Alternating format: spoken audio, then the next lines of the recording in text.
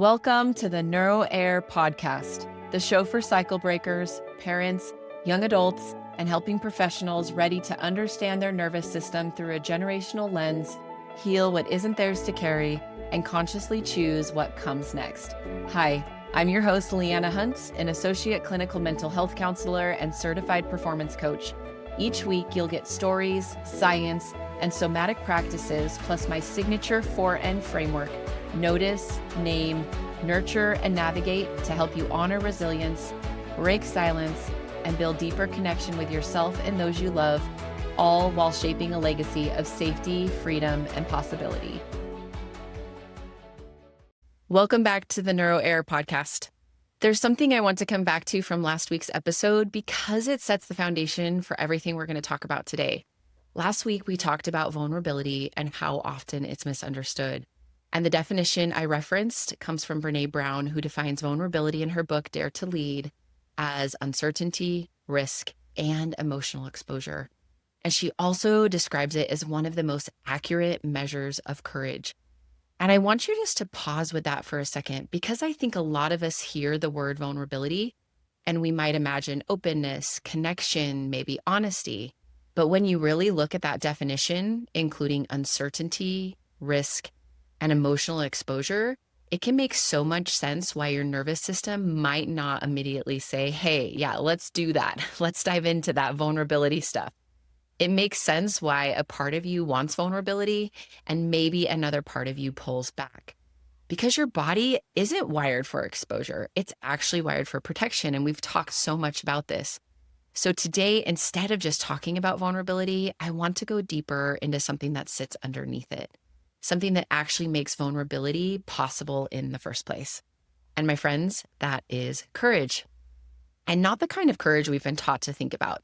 Not forcing courage, not pushing through, not overriding what your body is telling you. I want to offer a different definition, a Neuro Air definition of courage. I want you to think about courage as not something fixed. Courage actually adapts.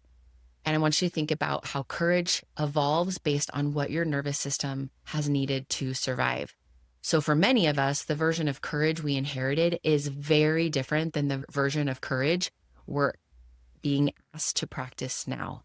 Because in one season of your life or in previous generations, courage might have looked like staying quiet, not needing anything, holding it together, maybe keeping the peace, or even keeping family secrets.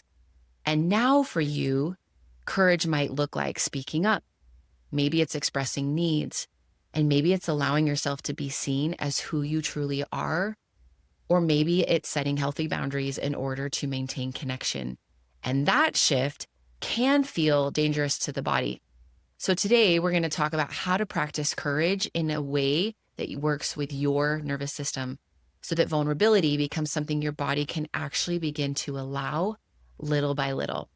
And before we talk about how to practice courage, we have to understand why it can feel so hard in the first place. Because for many of you listening, this may not have started with you. In many families, vulnerability wasn't just discouraged, it was actually unsafe. And not always in obvious ways either. Maybe more in the subtle, repeated experiences like emotions not being talked about, needs being minimized, conflicts being avoided or shut down, or expression being met with disconnection. So the nervous system learns something over time. Courage means I need to contain myself. Or maybe it's been courage means don't make it worse. Or courage means stay quiet, stay small, and stay agreeable. All of this makes sense because if expression led to disconnection, then silence became protection. Okay, let me say that one more time. If expression led to disconnection, then silence perhaps became your protection. And your nervous system is always organizing around one primary question. Is it safe to stay connected? Through what's known as polyvagal theory, we understand that safety isn't something you think, it's something your body feels. So if at any point in your life being seen or trying to show up as your true self led to rejection, criticism, unpredictability, or emotional distance, your system most likely linked those experiences together. visibility possibly became associated with risk. So now, even if your life looks different, even if your relationships are different, and even if a part of you wants to open up, your body may still respond as if it's not safe. And this is most likely because your nervous system is being loyal to what it learned. Your system doesn't know you're in a different chapter of life now, let alone another decade or maybe even another century. Your system is responding from those older stories. And we can even see this in the brain. The amygdala is constantly scanning for threat, as we've talked about, including social threat, which I think I mentioned last time. And when something feels risky, like being vulnerable, it activates protective responses in the body. And at the same time, research shows that stress can reduce activity in the prefrontal cortex, which is responsible for our reasoning, decision-making, and intentional action. So in those moments where you think, why can't I just say what I feel? It's that your system is trying to protect you from something it believes could cost you connection. And when you start to see it this way, something can begin to soften. Because instead of that question that we ponder, what's wrong with me? The question can actually become, what did my system learn about what it means to be seen? And I've really had to sit with this question a lot in my own life, especially since losing my dad last year. Because visibility for me growing up with my dad was not always a good thing. Being seen did not always feel safe to me. It often meant I did something wrong, or I had missed something, or that I wasn't doing it well enough. And the feedback that followed, or the lack thereof, through heavy weighted silence felt so painful in my body that I learned very quickly to try to avoid that experience at all costs. So I adapted. I tried to keep everything in, to hold it together, to not stand out too much to him, because standing out often felt risky. And what I can see now that I couldn't fully see then is how much that shaped my relationship with myself, and especially my relationship with food. There were long periods of time where I felt so out of control with food, while at the same time trying to keep my emotions completely contained, almost like my body was expressing what I wasn't allowing myself to feel. And for a long time, this was one of the hardest things for me to talk about, even to admit that I had struggled with an eating disorder for so many years. There was so much shame around it and so much fear of what it meant to actually say it out loud. Yeah, I still get choked up when I talk about it. But when I can look at it now through the lens of the nervous system, my nervous system, and the work I do with nervous systems, I don't see something that was wrong with me now. I see a system that was trying to protect me, because for me, what vulnerability felt like was so much uncertainty. And it did mean emotional risk. And it was exposure. The very things Brené Brown describes as being at the core of vulnerability. But at the time, the stakes felt too high as a teenager. The uncertainty felt so high, I didn't know how it would be received. The emotional risk felt high because the cost of being criticized felt so painful in my body. And the exposure felt terrifying because being seen often meant hearing, do it again, it's not good enough. So of course my system didn't want to move towards vulnerability. It moved more towards protection. It moved towards control. It moved towards forms of containment and towards anything that helped me avoid that level of exposure. And this is the part that can be really important to understand. Your nervous system isn't just reacting to what's happening right now. It's responding based on what it has learned. So even if your life looks different, even if your relationships are different now, and even if a part of you truly wants to open up, your body may still respond as if it's not safe. But because your nervous system is being loyal to what it learned, loyal to the environments, loyal to the patterns, and loyal to the experiences where being seen may have come with a cost. So when you feel that hesitation, maybe it's that tightening, that urge to pull back or protect, it can be memory. Not always in your mind either, but memory stored in your body.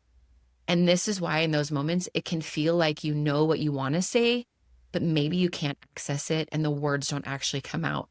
or you say it in a way that doesn't fully reflect how you feel or who you feel like you are. Because your system is still organizing around protection. It's organizing around staying connected, around avoiding what it once experienced as risk. And when you can start to see it this way, something can begin to soften. Because instead of asking what's wrong with me, the question can become, what did my system learn about what it means to be seen? And I still notice this in my life now, not in the same way as before, but in those smaller, quieter moments where something comes up in my body, where I can feel that familiar tightening, maybe that hesitation and that question of, do I say this? Or is it just better if I hold it all in? Wow. Catches me every time I think about that. Even recently, I noticed this in a moment where I could feel the activation in my body. There was something I wanted to say to David, but I could also feel the part of me that wanted to hold it back, that wanted to stay safe, to not risk how it might be received. And what was different this time wasn't that the feeling went away. It was that I noticed it with compassion. I could name what was happening. I could feel both parts there, the part that wanted to protect and also the part that wanted to connect with him. And instead of reacting so quickly like I used to, or just shutting it down, I allowed myself to stay with it. I slowed it down and I chose one small, honest step, which was to stay with him in the conversation. And I want you to see that courage doesn't mean the fear is going to go away, my friends. It doesn't mean your body suddenly feels completely safe 100% of the time. Courage is what allows you to stay connected to yourself first, even when your nervous system is activated. And what I've come to understand through moments like this is that courage doesn't look the same in every state. And this is where we begin to work with the body instead of against it. So when you're in hyperarousal, which is that fight or flight, that sympathetic energy, this is when your system can feel anxious. It might feel activated. It might feel urgent, like you need to say everything right now. Maybe it's anger. Maybe it feels like overwhelm. Sometimes this is where an attempt at vulnerability might show up as over-explaining, emotional flooding, trying to prove or be understood. And that's not actually grounded vulnerability because it's based on sympathetic activation. So courage here looks like actually slowing down, pausing, and bringing awareness to your breath. It's letting your body catch up before your words do. Even something as simple as, hey, I really want to share this with you, but I need a minute to settle in my body first so I can get my words out right. That to me is beautiful courage. And when you're in that hypoarousal, that more shutdown state, this is when your system can feel numb, disconnected. Maybe it just feels blank or like nothing's there, or you don't have words, or like you want to shut everything down. And this is where people often think, I'm just not good at vulnerability. But you guys, that's not necessarily true. Remember, your system is trying to protect you at all costs. So courage here doesn't have to be a full expression. What about if you showed up with more micro expressions? These micro expressions might sound like, hey, I don't fully have the words yet, but I want to try. I'm just wondering if you could please extend me a little bit more grace or patience. Or maybe it's even, hey, I feel something here. I want to explain it. I just can't name it yet. Could you give me a minute? And that counts and matters, you guys.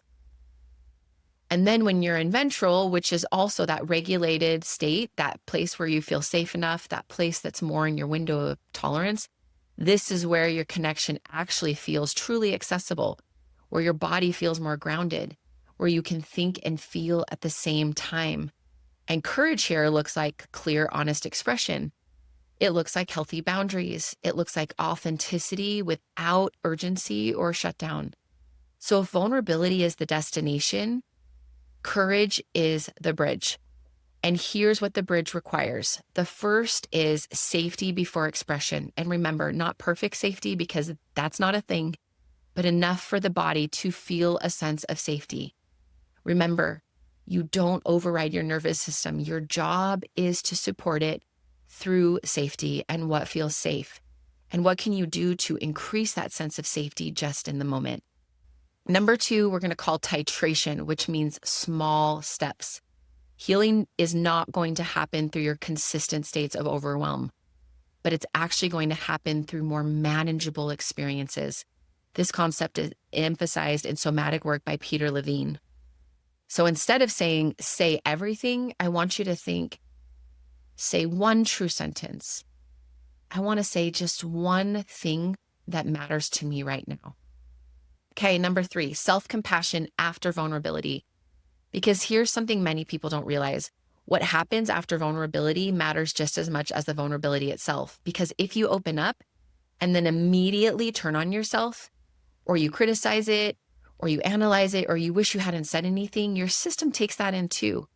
It learns that wasn't safe. I didn't do it right. What's wrong with me? But when you can meet yourself differently with even a small amount of compassion, things shift.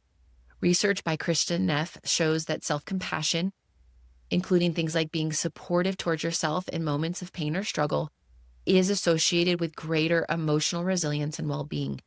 And what that means in your real life is this: when you respond to yourself with kindness instead of criticism, you can create a different internal experience of that moment, one that feels more supportive, more grounded, more survivable. So instead of your system learning, don't ever do that again, it can begin to learn, okay, that was hard, but look, I'm still okay. And as Daniel Siegel teaches, name it to tame it. And what that really means is when you can put your words to what you're feeling, you can begin to create a little bit of space between you and the experience. And this is that next one, naming it to tame it. So instead of being completely inside it, you're now aware of it. And that awareness alone can help to start to shift your nervous system patterns. So remember, courage doesn't always sound like a full expression. Remember, sometimes it sounds like, I feel scared to say this, or part of me doesn't know how this is going to be received, or even I'm noticing I want to shut down right now. That is naming. And that is vulnerability, because you're not pretending you feel fine. You're not bypassing what's happening in your body. You are bringing gentle awareness to it and allowing yourself to be seen in that moment, even if it's just for one small truth and one small moment. Let's bring this into something you can actually use, because this isn't just something to understand. It's also something to practice in these real moments. So when you notice yourself in that space where a part of you wants to be seen and another part of you wants to pull back, you can walk yourself through it with the 4 ends. And you guys know by now, the first is notice. Start by simply becoming aware of what's happening. And maybe it's, I feel that urge to shut down, or I'm feeling a sense of rushing, or I'm trying to avoid this. Remember, you're not changing it yet. You're just noticing and bringing awareness to it. Number 2 is name, that gentle way to put language to it. And it can be, maybe it's a part of me learned this wasn't safe, or I'm feeling some fear around being seen right now. This is where you bring that awareness to the experience instead of being fully inside it yet. And number 3 is nurture, where you meet yourself with compassion. And maybe it's something like, okay, this makes so much sense, or of course this feels hard. You're acknowledging that your response isn't random, it was learned. Maybe it's just giving yourself a hug. It's putting your feet in the grass outside. It's taking a minute to breathe. It's putting your hand on your heart. And it's just acknowledging, look at me working through this. Look at what we're doing. And then 4 is navigate. And from that more nurtured, centered place, you choose your next best step. Remember, not big steps, not massive leaps. There's no perfect steps, just small ones. Ask yourself, what is one small step I can take right now? Maybe it's just saying one honest or true statement. Maybe it's asking for that pause. Maybe it's just staying present instead of shutting down, because this is how courage is built. Remember, not all at once, but in small supported moments where your nervous system learns, I can actually do this. Look, I was able to say what I wanted to say, and I can still feel safe in my body. So remember, instead of thinking about courage as one big moment, I want you to think about it as something you build gently and gradually in a way that your nervous system can actually stay with it. This is what I call the courage ladder. Not jumping all the way to full vulnerability yet, but taking those small supported steps towards being seen. So maybe instead of asking, how do I be vulnerable? Maybe try sharing 5 to 10% of what you feel, which would just be a little bit more. Again, maybe it's just using one honest statement or sentence. Maybe it's trying to stay connected to your body after it doesn't have to be everything. It just has to be real. Some examples. Hey, I feel a little off today. Or that stayed with me longer than I expected. Isn't that interesting? Or I think something's coming up for me here. Remember, this is how you build capacity, because what you're doing in these small moments is something much bigger than maybe it seems. You're not just sharing a feeling, you're teaching your nervous system that being seen doesn't have to come with the same cost that it once did. You are creating new experiences where your system gets to see there is another option here. And maybe you get to experience things that you never have before, such as reactions, responses. And this is where this work becomes generational again. And I want to leave you with this. What if the courage your grandmother needed was to survive? And the courage your parent needed was to hold it together? And what if the courage being asked of you now is to feel it like nobody else ever has before you? What if the courage now is being asked of you is to name it, to be seen, even in small ways? And remember, friends, this does not make you weak. It makes you the one in your lineage who is doing something different. And courage also doesn't have to be loud. Maybe sometimes it does. But maybe also sometimes it's a pause instead of a reaction. Maybe sometimes it's just that one honest statement instead of staying silent. And maybe sometimes it's staying when every part of you wants to disappear.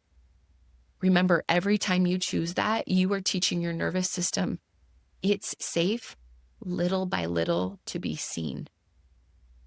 And that, my friends, feels like one of the most courageous things that we all can do. Just want you to know that I'm thinking about you. I think about you guys implementing this work. I think about the questions that you bring to me and the conversations, and I want you guys to know I really, really ponder those.